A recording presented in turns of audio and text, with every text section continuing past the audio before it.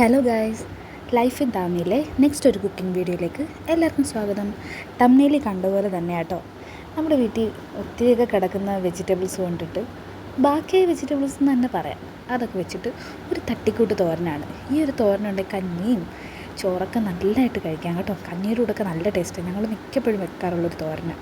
ഇപ്പോൾ ഇവിടെ അധികം വന്നത് എന്തൊക്കെയാണ്, പച്ചക്കായും അമരക്കയും ക്യാരറ്റുമാണ്. അപ്പം ഞാൻ ആദ്യം തന്നെ ഒരു പാനിൽ കുറച്ച് വെള്ളം വെച്ചിട്ടുണ്ടായിരുന്നു. അതിലേക്ക് ഇതുപോലെ അരിയണം, ചെറുതായിട്ട് അരിഞ്ഞ അമരക്കയും ക്യാരറ്റും പച്ചക്കയും നമുക്ക് ഇട്ട് കൊടുക്കാം.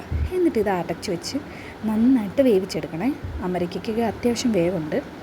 അപ്പം അതിനകത്ത് വെള്ളം നിങ്ങൾ ചേർത്ത് കൊടുക്കുക.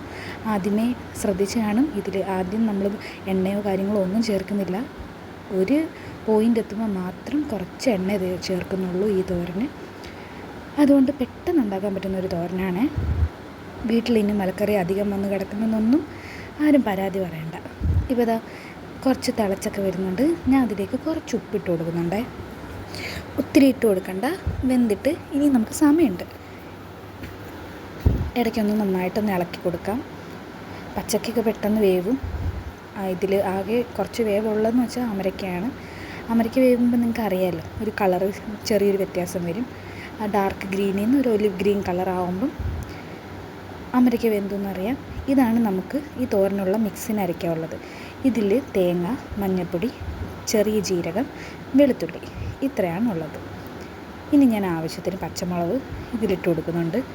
ഇനി നിങ്ങൾക്ക് പച്ചമുളക് ഇതിലിടണ്ട, കുഞ്ഞുങ്ങൾക്കൊക്കെ കഴിക്കണമെന്നുണ്ടെങ്കിൽ ആ തേങ്ങയുടെ മിക്സില്ലേ, അതിൽ ഒരു പച്ചമുളക് ഇട്ട് അരച്ചാൽ മതിയേ. ഇനി ഞാൻ ഒരു ഫ്ലേവറിനായിട്ട് കുറച്ച് കറിവേപ്പില ഇട്ട് കൊടുക്കുന്നുണ്ട്. ആ തേങ്ങയുടെ മിക്സ് നമുക്ക് ചെറുതായിട്ടൊന്ന് അരച്ചെടുക്കണം. ഒത്തിരി അരയ്ക്കണ്ട, ജസ്റ്റ് തോരനൊക്കെ ഗ്രേറ്റ് ചെയ്യുന്ന പോലെ ഒന്ന് രണ്ട് പൾസ് ചെയ്താൽ മതിയേ. ഇനി ഇത് വെന്ത് വരുന്നത് നമുക്ക് കാണാൻ പറ്റും. അമരക്കയുടെ കളറൊക്കെ മാറിയിട്ടുണ്ട്, പച്ചക്കയുടെ കളർ നന്നായിട്ട് മാറി. വേറെന്താ, അതിൽ ആ വെള്ളം വറ്റി വരുന്നുണ്ടോ, അതാണ് അതിൻ്റെ കറക്റ്റ് പാകം. ഇതിൽ നമുക്ക് തോരനല്ലേ, വെള്ളമൊന്നും വേണ്ട, എല്ലാ വെള്ളവും വറ്റി വരണം. ഇനി നമ്മൾ എല്ലാ തോരനും ആദ്യം ചെയ്യുന്ന കാര്യം നമ്മളിതാ ഇപ്പോഴാണ് ചെയ്യാൻ പോകുന്നത്. കുറച്ച് സവാള അരിഞ്ഞത്, ഒത്തിരി ഒന്നും വേണ്ട, നല്ല രുചിയായിരിക്കും സവാള ഇല്ലെങ്കിലും. കുറച്ച് സവാള ഇട്ട് കൊടുക്കുന്നുണ്ട്. ഇനി ഇത് നമുക്ക് നന്നായിട്ട് ഇളക്കാം.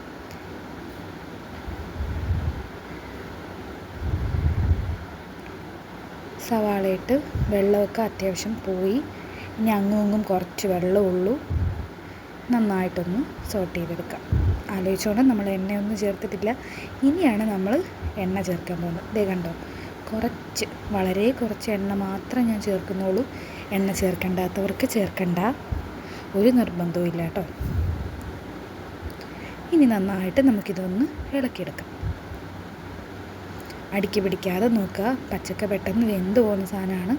ചിലപ്പോൾ അത് അടുക്കി പിടിക്കാം, പക്ഷേ കുഴപ്പമില്ല. അതേ തേങ്ങ ഞാൻ അരച്ചുകൊണ്ട് വന്നിട്ടുണ്ട്. ആ ഒരു രീതിയിൽ നമ്മുടെ പുളിശ്ശേരിക്കൊന്നും അരയ്ക്കുന്ന പോലെ അരയ്ക്കണ്ട, അവിയലിന് അരയ്ക്കുന്ന പോലെ പോലും അരയ്ക്കണ്ട, ജസ്റ്റ് ഒന്ന് ക്രഷ് ചെയ്തെടുത്താൽ മതി. ഇനി ഞാൻ എന്താ ചെയ്യുന്നതെന്നറിയാമോ, ഈ മലക്കറി എല്ലാം വെന്തിരിക്കുന്നതിൻ്റെ നടുക്കായിട്ട് ഈ മിക്സ് വെച്ച് കൊടുക്കുക. എന്നിട്ട് നോക്കിക്കോ, നിങ്ങൾക്കിപ്പോൾ വീഡിയോയിൽ കാണാം, ഈ വെന്ത മലക്കറി എല്ലാം കൂടെ ഞാനിതൊന്ന് മൂടി വെക്കുക. ഈ തേങ്ങ നടുക്ക് വെച്ചിട്ട് മൂടി വെക്കുക. ഇവിടെ നമ്മൾ ഓൾമോസ്റ്റ് എല്ലാ തോരനും ഇങ്ങനെ ചെയ്യാറുണ്ട് കേട്ടോ. നിങ്ങളൊന്ന് ട്രൈ ചെയ്ത് നോക്കണേ. ആദ്യം തന്നെ ഇട്ട് ഇളക്കത്തില്ല, അതൊന്ന് നടുക്കിരുന്ന് ആവിയിൽ നന്നായിട്ടൊന്ന് വെന്ത് വരട്ടെ ഇതുപോലെ. ഇനി ഞാനിത് അടച്ച് വെച്ച് വേവിക്കും. ഇത് കണ്ടോ, ഇങ്ങനെയാണ് ഇവിടെ ഓൾമോസ്റ്റ് തോരനെല്ലാം നമ്മൾ ഗ്രേവി ഇടുന്നത്. ഇനി ഞാൻ കുറച്ചുകൂടെ കറിവേപ്പില ഇട്ട് കൊടുക്കുന്നുണ്ട്, വേണമെങ്കിൽ ഇട്ടാൽ മതി, നിർബന്ധമൊന്നുമില്ല. ഇനി നമുക്കിത് അടച്ച് വെച്ച് വേവിക്കാം. ഇത് കണ്ടോ, ഇപ്പം തന്നെ നല്ല മണം കേട്ടോ, ഈ മലക്കറി എല്ലാം കൂടെ ഉള്ളതും പിന്നെ ജീരകത്തിൻ്റെയും വെളുത്തുള്ളിയുടെയും എല്ലാം. ഇപ്പം തന്നെ ആ തേങ്ങ ഓൾമോസ്റ്റ് വെന്തിട്ടുണ്ട്. ഇനി നമുക്കിതെല്ലാം ഒന്ന് നന്നായിട്ട് മിക്സ് ചെയ്തെടുക്കാം. മലക്കറിയുടെ എല്ലാ ഭാഗത്തും എത്തുന്ന രീതിക്ക് ഒരേപോലെ അടുക്കി കൂട്ടി ഇളക്കി കൊടുക്കാം കേട്ടോ. നന്നായിട്ട് ഇളക്കണം.